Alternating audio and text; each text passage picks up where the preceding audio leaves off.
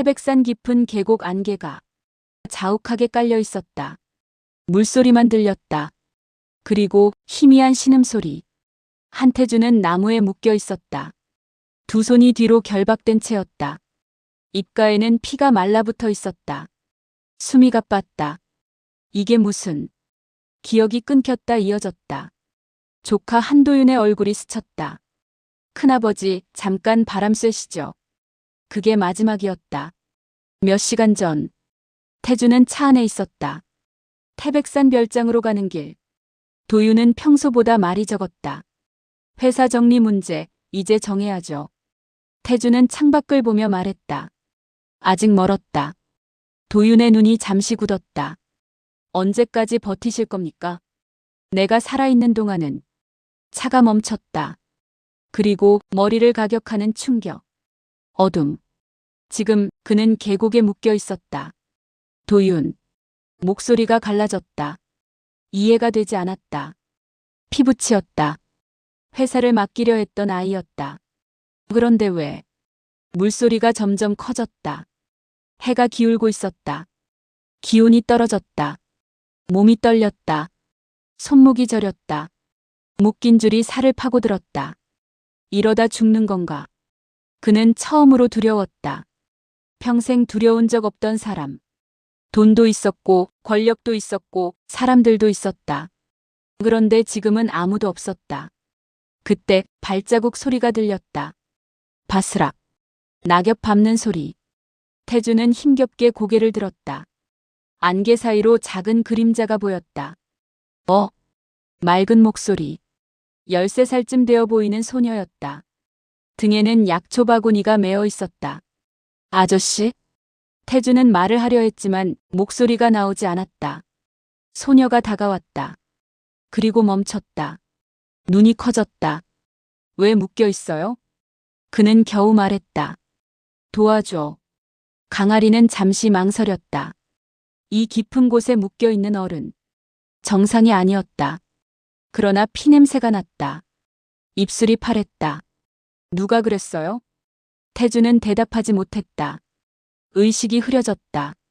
하리는 주변을 둘러봤다. 아무도 없었다. 계곡 물만 흐르고 있었다. 가위가위. 그녀는 바구니를 뒤적였다. 약초 자르던 작은 칼이 나왔다. 줄을 잘랐다. 태준의 몸이 앞으로 무너졌다. 할인이 급히 받쳤다. 아저씨 정신 차려요. 해는 거의 졌다. 산은 빨리 어두워진다. 할인은 고민했다. 집까지는 멀다. 그러나 이대로 두면 죽는다. 그녀는 이를 악물었다. 일어나요. 조금만. 태주는 거의 걷지 못했다. 할인은 그의 팔을 어깨에 걸쳤다. 13살 아이의 몸은 작았다. 그러나 발걸음은 단단했다. 계곡을 벗어날 때 할인은 뒤를 돌아봤다. 안개 속에서 누군가 지켜보는 듯한 느낌이 스쳤다. 그녀는 고개를 흔들었다. 기분 탓이야. 그러나 멀리서 차 한 대가 조용히 움직였다. 산골 마을. 작은 초가집. 강순자가 문을 열었다. 할인아, 왜 이렇게 늦? 말이 멈췄다. 누구야? 계곡에 묶여 있었어. 순자의 얼굴이 굳었다. 경찰에. 지금은 안 돼. 할인이 말했다. 죽을 것 같아.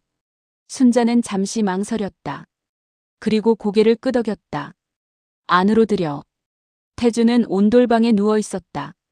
젖은 옷을 벗기고 몸을 닦았다. 열이 올랐다. 할인이 물을 적셔 이마에 올렸다. 아저씨 죽으면 안 돼요. 그녀의 목소리는 단순했다. 욕심도 계산도 없었다. 그저 사람이니까 살려야 했다. 밤이 깊어졌다. 태주는 꿈을 꿨다. 도윤의 얼굴. 차 문이 닫히는 소리. 그리고 계곡. 그는 중얼거렸다. 배신. 할인이 귀를 기울였다. 누가요? 그러나 그는 다시 의식을 잃었다. 새벽. 태준이 눈을 떴다. 낡은 천장이 보였다. 기침이 나왔다. 옆에서 할인이 자고 있었다. 의자에 앉은 채 고개를 떨군 채. 그는 한참을 바라봤다. 13살 아이가 자신을 살렸다. 그 사실이 이해되지 않았다. 밖에서는 닭 울음이 들렸다. 순자가 방으로 들어왔다. 정신 드셨어요? 태주는 힘겹게 고개를 끄덕였다. 여긴 태백산 아래 마을입니다. 그는 잠시 침묵했다. 그리고 처음으로 말했다. 목숨 비쳤습니다. 순자는 조용히 대답했다. 사람이면 해야 할 일 했을 뿐이에요. 그 시각, 서울. 한도윤은 회장실에 앉아 있었다. 시신은 확인 중입니다. 도윤은 창밖을 바라봤다. 산에서 실족사고로 처리해. 그는 커피를 마셨다. 차분했다. 너무도 차분했다. 그러나 그는 몰랐다. 태백산 깊은 계곡에서 한 13살 소녀가 그의 계획을 무너뜨렸다는 것을. 태주는 창밖을 바라봤다. 산이 보였다. 자신을 버린 산. 그리고 자신을 살린 산. 그는 결심했다. 살아 돌아가겠다고. 그리고 반드시 누가 자신을 묶었는지 밝히겠다고. 그러나 지금은 이 작은 집에 빚을 졌다. 13살 소녀에게. 사흘째였다. 한태주는 아직 완전히 일어나지 못했다. 몸 곳곳에 멍이 들었고 갈비뼈가 욱신거렸다. 강아리는 새벽부터 산에 올랐다. 약초 바구니를 메고 이슬 젖은 풀을 헤치며 걸었다. 태주는 창밖으로 그 모습을 바라봤다. 13살 아이가 이렇게 사는구나. 강순자는 아궁이에 불을 지폈다. 기침이 길게 이어졌다. 태준이 물었다. 몸이 안 좋으십니까? 순자는 고개를 저었다. 오래됐어요. 괜찮습니다. 괜찮지 않다는 걸 그는 알았다. 그녀의 손은 지나치게 말라 있었다. 서울. 한도윤은 초조해지고 있었다. 왜 아직도 못 찾습니까? 비서가 고개를 숙였다. 계곡 일대 수색했지만 시신이라도 있어야 사고 처리하지. 도윤은 책상을 내리쳤다. 그는 확신했었다. 그날 밤 아무도 지나가지 않았다고. 태백산 깊은 곳 거긴 사람 발길이 드문 곳이었다. 그러나 하리는 매일 그곳을 다녔다. 10만이었다. 아버지가 돌아가신 뒤 그 길은 그녀의 일이었다. 태주는 조금씩 걸을 수 있게 되었다. 할인이 팔을 잡아줬다. 조심해요. 그는 웃었다. 회장도 이렇게 부축받는 날이 있군. 회장. 할인의 눈이 동그래졌다. 그는 멈칫했다. 아니 회사 다닌다는 뜻이야. 거짓말이 서툴렀다. 그날 저녁. 할인은 물었다. 아저씨는 왜 묶여 있었어요? 태주는 한참을 침묵했다. 그리고 말했다. 사람을 잘못 믿었어. 친구요? 가족. 할인은 이해하지 못했지만 고개를 끄덕였다. 그래도 죽으면 안 되죠. 단순한 말이었다. 그러나 태준의 가슴에 남았다. 며칠 뒤. 산 아래 낯선 차가 보였다. 검은 SUV. 할인은 멈춰섰다. 두 남자가 내려 주변을 둘러봤다. 계곡 쪽 다시 확인해. 할인의 심장이 빨라졌다. 집 방향이 아닌 다른 길로 돌아섰다. 집에 돌아오자마자 말했다. 엄마, 누가 산을 뒤지고 있어. 순자의 얼굴이 굳었다. 태준 역시 들었다. 나 찾는 겁니다. 순자가 물었다. 누굽니까? 그는 대답하지 않았다. 위험한 사람들입니다. 그날 밤. 태준은 잠들지 못했다. 이 집까지 피해가 오면 안 된다. 그는 결심했다. 내일 떠나겠습니다. 아침에 말하자 할인이 화를 냈다. 어디 가요? 아직 못 걷잖아요. 더 있으면 위험해. 우린 괜찮아요. 태주는 단호했다. 아니다. 순자가 조용히 말했다. 쫓는 사람이 있다면 산 아래로 내려가면 더 위험합니다. 그는 멈췄다. 여긴 길을 아는 사람이 별로 없어요. 할인이 덧붙였다. 제가 아니면 못 찾아요. 태주는 처음으로 깨달았다. 이 작은 집이 지금 자신의 유일한 방패라는 것을. 서울. 도윤은 보고를 받았다. 산 아래 마을에 낯선 움직임이 있습니다. 확인해. 그는 잔을 내려놓았다. 살아있다면 끝까지 처리해. 차가운 목소리였다. 그날 밤. 할인은 태준에게 말했다. 아저씨, 돈 많아요? 태준이 웃었다. 왜? 그럼 우리 집 고쳐줄 수 있어요? 장난처럼 말했지만 눈은 진지했다. 그는 집을 둘러봤다. 그는 조용히 말했다. 살아서 돌아가면 꼭. 약속이에요? 약속. 할인이 손가락을 내밀었다. 태주는 잠시 망설이다가 새끼손가락을 걸었다. 약속. 그 순간 태주는 느꼈다. 돈과 계약으로 맺은 약속은 많았지만 이렇게 순수한 약속은 처음이었다. 며칠 뒤 순자의 병이 악화됐다. 기침에 피가 섞였다. 할인은 놀랐다. 엄마. 태준이 상황을 봤다. 이건 심각했다. 병원 가야 합니다. 돈이. 태준은 이를 악물었다. 제가 책임지겠습니다. 어떻게요? 그는 휴대폰을 꺼냈다. 망가졌던 휴대폰이 다행히 전원이 들어왔다. 한 번호를 눌렀다. 김비서. 신호가 길게 울렸다. 여보세요? 태준의 목소리가 낮게 흘러나왔다. 나야. 전화기 너머가 얼어붙었다. 회장님, 살아있다. 짧은 문장이었다. 그러나 세상이 흔들렸다. 전화기 너머가 조용했다. 회장님 정말입니까? 김비서의 목소리는 떨리고 있었다. 설명은 나중에. 태준의 숨이 가빴다. 지금 사람 보내. 태백산 아래 마을 누가 그랬습니까? 짧은 침묵. 도윤이다. 전화기 너머에서 무언가 떨어지는 소리가 났다. 서울. 김비서는 문을 걸어 잠갔다. 창밖을 확인했다. 그리고 낮게 말했다. 회장님, 회사는 이미 장례 절차 준비 중입니다. 뭐? 실족사고로 발표 예정이었습니다. 태준의 눈이 식었다. 내가 죽어야 누가 이득을 보지? 김비서는 대답하지 않았다. 그러나 둘 다 알고 있었다. 그날 밤 할인은 순자를 업고 있었다. 태준이 옆에서 부축했다. 차 한 대가 산길을 올라왔다. 김비서였다. 그는 차에서 내리자마자 무릎을 꿇었다. 회장님. 태준은 손을 내렸다. 일어나. 죄송합니다. 제가. 지금은 그게 중요하지 않다. 그는 뒤를 가리켰다. 저분부터 병원으로. 차 안. 할인은 긴장한 얼굴로 앉아 있었다. 아저씨 진짜 회장이에요? 태준은 조용히 고개를 끄덕였다. 할인은 잠시 멍하니 있다가 말했다. 그럼 진짜 돈 많아요? 김비서가 웃음을 참았다. 태준은 처음으로 웃었다. 좀 있다. 그럼 엄마 살릴 수 있어요? 그 질문에 그는 잠시 말을 잃었다. 반드시. 서울의 사설병원. 순자는 바로 중환자실로 옮겨졌다. 의사는 고개를 저었다. 폐 상태가 좋지 않습니다. 태준은 단호했다. 최선의 치료를. 비용이. 상관없습니다. 그는 처음으로 돈을 이렇게 쓰고 싶었다. 한편 도윤은 보고를 받았다. 회장님이 살아있을 가능성이 있습니다. 잔이 떨어졌다. 말도 안 돼. 태백산 인근에서 외부 차량 이동 확인됐습니다. 도윤의 얼굴이 굳었다. 김비서? 연락 두절입니다. 도윤은 창밖을 바라봤다. 처음으로 불안이 스쳤다. 찾아. 병원 복도.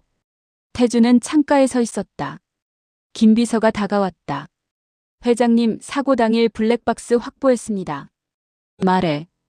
별장으로 가는 길 차량 한 대가 뒤따랐습니다. 누구지? 한도윤 전무명의 차량입니다. 정적. 태준은 눈을 감았다. 역시. 할인이 복도 끝에서 서 있었다. 낯선 공간. 하얀 벽.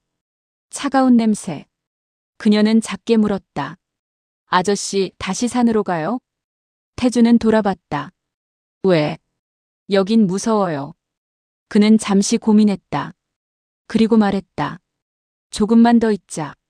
할인은 고개를 끄덕였다. 그러나 그녀의 눈엔 불안이 어렸다. 며칠 뒤 언론에 속보가 떴다. 실종됐던 한태준 회장 생존 확인. 서울이 흔들렸다. 도윤은 TV를 내려쳤다. 누가 흘렸어? 그러나 이미 늦었다. 이제 사고는 음모가 되었다. 태준은 기자회견을 거부했다. 지금은 아니다. 김비서가 물었다. 언제 발표하실 겁니까? 태주는 천천히 말했다. 증거 다 모일 때까지. 그는 더 이상 감정으로 움직이지 않았다. 냉정한 회장으로 돌아가고 있었다. 그러나 할인을 볼 때만은 달랐다. 순자의 수술날. 할인은 손을 꼭 잡고 있었다. 엄마 괜찮지? 태주는 그 모습을 바라봤다. 자신의 딸이 떠올랐다. 어린 나이에 유학 보내고 시간을 함께하지 못했던 기억. 그는 처음으로 후회가 밀려왔다. 수술은 길었다. 기다림은 더 길었다. 의사가 나왔다. 위기는 넘겼습니다. 할인이 울음을 터뜨렸다. 태주는 고개를 숙였다. 마치 자신이 구원받은 듯한 표정이었다. 밤. 병원 옥상. 태준이 혼자 서 있었다. 김비서가 말했다. 도윤 측에서 회유시도 들어왔습니다. 내용은 지분 일부 넘기고 조용히 마무리하자고. 태준은 웃었다. 내 목숨값이 지분이냐? 그리고 낮게 말했다. 전면전이다. 그 순간 그는 결심했다. 단순히 살아 돌아가는 게 아니라 모든 걸 바로잡겠다고. 그러나 한 가지는 분명했다. 이 싸움의 시작은 태백산 계곡에서 자신을 살린 13살 소녀였다. 기자회견장. 플래시가 번쩍였다. 한태준 회장님 실종 사건에 대해 말씀해 주십시오. 태준은 천천히 단상에 섰다. 얼굴은 수척했지만 눈빛은 흔들리지 않았다. 저는 사고가 아니었습니다. 순간 장내가 술렁였다. 계획된 살인이었습니다. 카메라 셔터 소리가 폭발했다. 한도윤은 TV 화면을 보며 굳어 있었다. 태준의 목소리가 이어졌다. 가해자는 내부 인물입니다. 이름은 아직 말하지 않았다. 그러나 모두가 짐작하고 있었다. 도윤의 손이 떨렸다. 이사회 긴급 소집. 태준은 회의실 문을 열고 들어섰다. 모두가 일어났다. 도윤은 자리에서 굳어 있었다. 큰아버지. 태준은 그의 눈을 똑바로 봤다. 왜 그랬냐? 짧은 질문이었다. 도윤은 침묵했다. 회사는 제 겁니다. 그래서 죽이려 했나? 정적. 이사회는 얼어붙었다. 태준은 준비된 서류를 내려놓았다. 블랙박스 영상. 계곡 인근 CCTV. 통화 기록. 그리고 녹취. 도윤의 얼굴이 창백해졌다. 이건 조작입니다. 태준은 고개를 저었다. 내가 널 아들처럼 키웠다. 도윤의 눈이 흔들렸다. 그래서 더 빨리 빼앗고 싶었겠지. 그날 도윤은 직무정지되었다. 검찰 수사가 시작됐다. 서울은 태풍처럼 흔들렸다. 그러나 태준의 머릿속엔 다른 생각이 맴돌았다. 병원 침대 옆에서 울던 할인. 새끼손가락을 걸던 약속. 살아서 돌아가면 꼭. 그 약속. 순자는 건강을 회복했고 할인은 다시 산으로 돌아갔다. 태준은 별장 대신 작은 집을 찾았다. 산 아래 마을에. 할인이 놀랐다. 아저씨 왜 또 와요? 약속 지키러. 그는 집 지붕을 새로 올리고 보일러를 설치하고 순자 치료비 전액을 지원했다. 그러나 그 이상은 하지 않았다. 학교는 다니고 싶니? 할인은 고개를 저었다. 산이 좋아요. 태준은 웃었다. 그래도 선택지는 많아야지. 그는 장학금을 익명으로 지원했다. 할인은 몰랐다. 그리고 시간이 흘렀다. 20년. 서울. 한태준 78세. 그는 회장직에서 물러났다. 은퇴 선언문 마지막 문장은 짧았다. 제 인생을 바꾼 한 사람에게 감사드립니다. 아무도 그게 누구인지 몰랐다. 강아린 33세 태백산. 전문 약초 연구가가 되었다. 대학을 졸업했고 산림연구소에서 일하고 있었다. 어머니 순자는 건강을 유지하며 마을에서 지냈다. 할인은 여전히 산을 올랐다. 그날처럼. 어느 날 연구소에 한 통의 전화가 왔다. 한태준 회장님께서 뵙고 싶다고 합니다. 할인은 멈췄다. 그 이름. 잊은 적은 없었다. 그러나 다시 들으니 낯설었다. 서울의 한 작은 전시관. 약초 연구 기부 행사. 할인이 들어섰다. 사람들이 길을 열었다. 무대 위에 백발의 노인이 서 있었다. 한태준이었다. 그는 마이크를 잡고 말했다.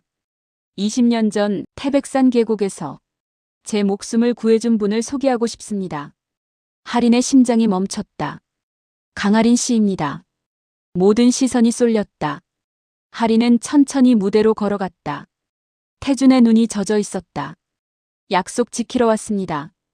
그녀가 웃었다. 지붕은 이미 고쳐줬잖아요. 사람들이 웃었다. 그러나 태준은 고개를 저었다. 그게 다가 아니야. 그는 서류를 건넸다. 태백산 약초 연구재단 설립 문서. 이사장 이름. 강할인. 할인의 눈이 커졌다. 이건 내가 산을 지켜. 태준의 목소리는 떨렸다. 나는 이제 시간이 많지 않다. 정적. 할인은 잠시 말을 잃었다. 20년 전 피투성이었던 한 남자. 그를 살린 건 본능이었다. 대가를 바란 적 없었다. 그런데 지금 그 인연이 이렇게 돌아왔다. 태준이 낮게 말했다.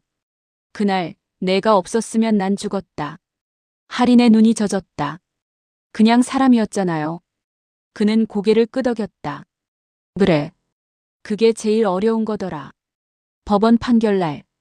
한도윤은 피고석에 서 있었다. 한때 그룹의 후계자라 불리던 남자. 지금은 고개를 숙인 채였다. 판사가 읽어내려갔다. 살인미수 및 업무상 배임 혐의 유죄. 짧은 문장이었지만 도윤의 인생은 그 문장으로 끝났다. 징역형이 선고되었다. 법정이 조용해졌다. 태준은 방청석에서 그 모습을 지켜봤다. 분노는 없었다. 허탈함도 아니었다. 그저 긴 시간이 지나간 느낌이었다. 도윤이 고개를 들었다. 눈이 마주쳤다. 말은 없었다. 그러나 둘 다 알고 있었다. 돌이킬 수 없다는 것을. 법원 밖. 기자들이 물었다. 회장님 심경이 어떠십니까? 태준은 짧게 말했다. 가족을 잃은 기분입니다. 그 한마디에 20년의 무게가 담겨 있었다. 그날 저녁. 태준은 병원에 들렀다. 정기검진 결과는 좋지 않았다. 의사가 조심스럽게 말했다. 심장 기능이 많이 약해지셨습니다. 그는 웃었다. 예상은 했습니다. 무리하시면 안 됩니다. 그는 고개를 끄덕였다. 그러나 이미 마음은 정해져 있었다. 태백산 가을이었다. 단풍이 물들어 있었다. 태준은 휠체어에 앉아 산을 바라봤다. 할인이 옆에 서 있었다. 무리하지 말라니까요. 그는 미소 지었다. 여기서 시작했잖아. 계곡 물소리가 들렸다. 20년 전 그 자리. 묶여있던 나무는 그대로였다. 태준이 낮게 말했다. 그날 죽는 줄 알았다. 할인은 조용히 듣고 있었다. 평생 가진 게 많다고 생각했지. 그는 숨을 고르며 말했다. 근데 아무것도 아니더라. 정적. 목숨 하나가 전부더라. 할인은 가만히 물었다. 후회하세요? 그는 잠시 생각했다. 늦게 깨달은 게 후회지. 그녀가 웃었다. 그래도 깨달았잖아요. 태준은 고개를 끄덕였다. 내 덕분이다. 해가 지기 시작했다. 붉은 노을이 산을 덮었다. 태준은 계곡을 바라보며 말했다. 약속 지켰지? 네. 이제 하나 더 지켜라. 할인이 고개를 기울였다. 뭐요? 사람으로 살아라. 그는 그녀의 손을 잡았다. 힘이 약했다. 그러나 따뜻했다. 며칠 뒤. 한태준 회장은 조용히 세상을 떠났다. 크게 보도되지 않았다. 그는 유언에 남겼다. 재단 전 재산 기부. 태백산 약초 연구 지원 확대. 그리고 마지막 문장. 강할인에게 감사. 장례식. 정재계 인사들이 줄지어 섰다. 그러나 가장 앞줄에는 강할인과 강순자가 서 있었다. 할인은 울지 않았다. 그녀는 단단히 서 있었다. 20년 전처럼 봄 태백산에 새싹이 올라왔다. 할인은 산을 올랐다. 바구니를 메고 계곡 앞에 섰다. 묶였던 나무를 바라봤다. 손으로 살짝 만졌다. 아저씨. 바람이 불었다. 아니 회장님. 그녀는 고개를 저었다. 태준 아저씨. 작게 웃었다. 그녀는 산을 내려왔다. 연구소로 향했다. 젊은 학생들이 기다리고 있었다. 선생님, 오늘 어디 가요? 할인이 말했다. 사람 살리러. 학생들이 웃었다. 그녀는 진지했다. 산은 약초만 캐는 데가 아니야. 그럼요. 인연이 시작되는 곳이야. 태백산 깊은 계곡 20년 전 한 13살 소녀가 한 남자의 생명을 살렸다. 그 인연은 재벌의 인생을 바꿨고 산골 소녀의 삶을 넓혔다. 돈이 아니라 권력이 아니라 은혜와 사람으로 이어진 이야기. 태백산은 오늘도 물소리를 낸다. 그리고 누군가는 그 물소리를 들으며 누군가를 살린다.